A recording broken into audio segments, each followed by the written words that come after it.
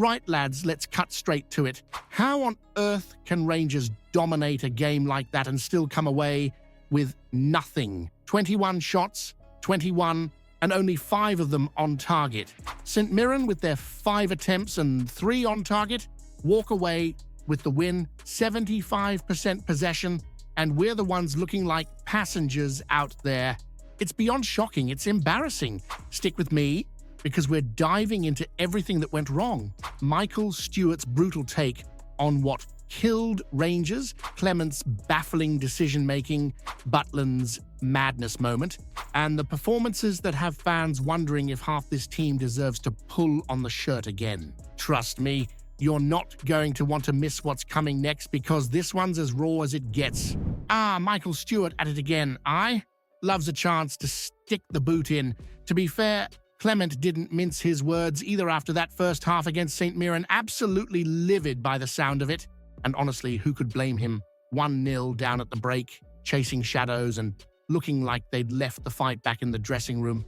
Danilo's equalizer gave us a glimmer of hope, but it wasn't enough. St Mirren pinched the win, and we were left staring at that 12-point gap, which, let's face it, feels about as bridgeable as the Clyde on a bicycle right now. Then you've got Celtic hammering Motherwell 4-0 like it's a training session. It's grim reading, no two ways about it. Stewart's take, though, saying Rangers never had a chance even before that, is a bit rich. Typical of him, eh? And don't even get me started on his wee dig about Aberdeen, a team that couldn't find consistency with a map, a compass, and a guide dog. But still, he reckons they're a threat if they remember how to play football. Right, here's one for you lot to chew on. Has that first half performance really killed our season? Or is Stewart just stirring the pot to wind us up? A 1-0 deficit at halftime, thanks to Jack Butland's penalty misadventure, left Philippe Clement steaming like a kettle at full boil. The second half, better. Danilo pops up with the equalizer, but then comes Dujon Sterling with the slip-up heard round Ibrox. Rangers. The lad tries to play like he's Pirlo at the back, gets mugged, and St Mirren bags the winner in stoppage time. Absolute heartbreak. Now let's talk about Sterling. His stats don't look half bad. Winning most of his duels, clearances galore, interceptions. But when your mistake costs the game, all those numbers mean squat. Clement might give him another go, though, because at least he looked like he was trying. That's more than you can say for Nadim Bajrami. What a stinker. Lost every duel he went into, every single one, and looked about as threatening as a damp biscuit going forward.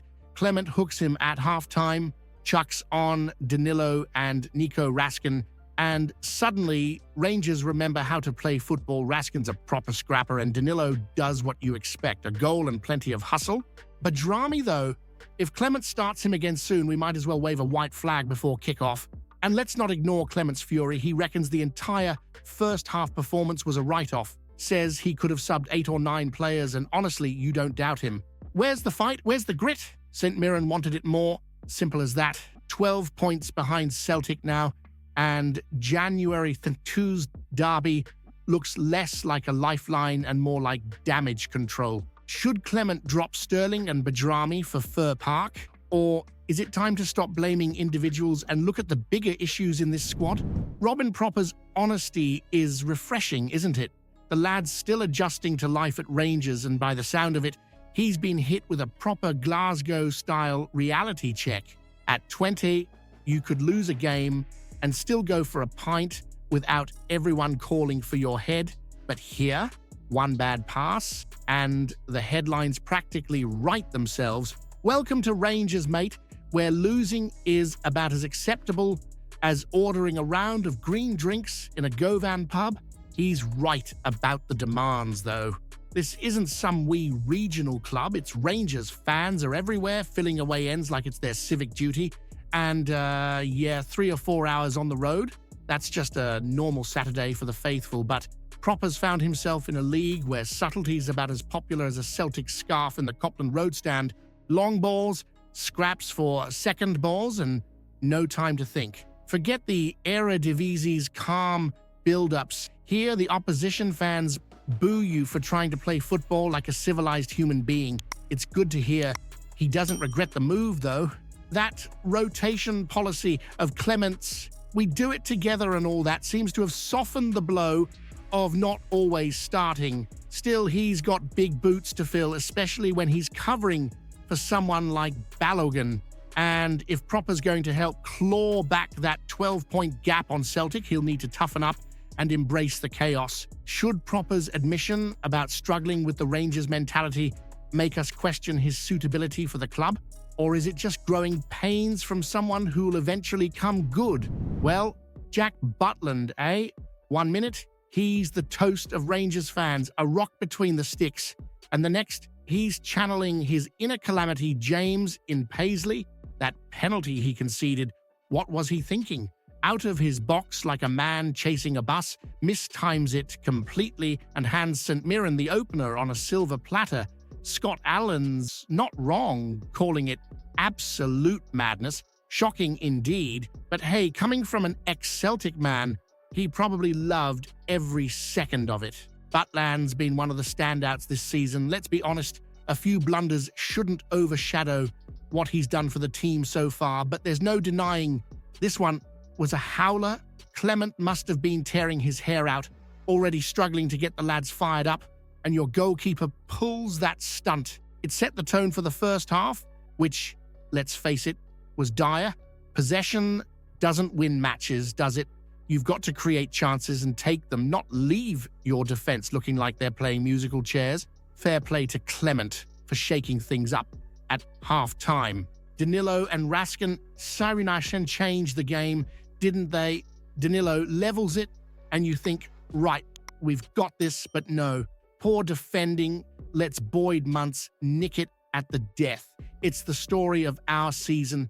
Moments of brilliance overshadowed by moments of absolute chaos. Does Butland's penalty blunder prove he's not as solid as we thought, or are we just scapegoating him for a much bigger problem in the squad? Well, Philippe Clement, what on earth were you thinking dropping Nicholas Raskin, the one midfielder who's been consistently brilliant, because he was one yellow card away from a suspension? That's like leaving your best striker on the bench in a cup final because he's got a headache. 12 points behind Celtic, the title's slipping further out of reach, and you decide, now is the time to take a cautious gamble. Baffling doesn't even begin to cover it. Raskin's been a game changer since he's returned from injury. 5 wins out of 6 with him bossing the midfield. He's the engine room, the glue holding it all together, yet Clement looks at a must-win match in Paisley and says, nah, let's save him for another day. It's almost like he's daring the board to show him the door. And let's not forget, when Raskin finally came on, the tempo shifted. Too little, too late though, wasn't it? Danilo's equalizer gave us hope, but then Clement's earlier decisions and a bit of comedy defending came back to bite us. You can't blame the players for everything when the manager sets the tone with choices like that. Resting your best player when you're already on thin ice? It's managerial madness. Was Clement's decision to bench Raskin a tactical blunder, or does it show he's already accepted the Rangers' job is a sinking ship? If you haven't seen yesterday's video yet, you're missing out. Explosive news about Rangers that'll leave every fan stunned. Go check it out now.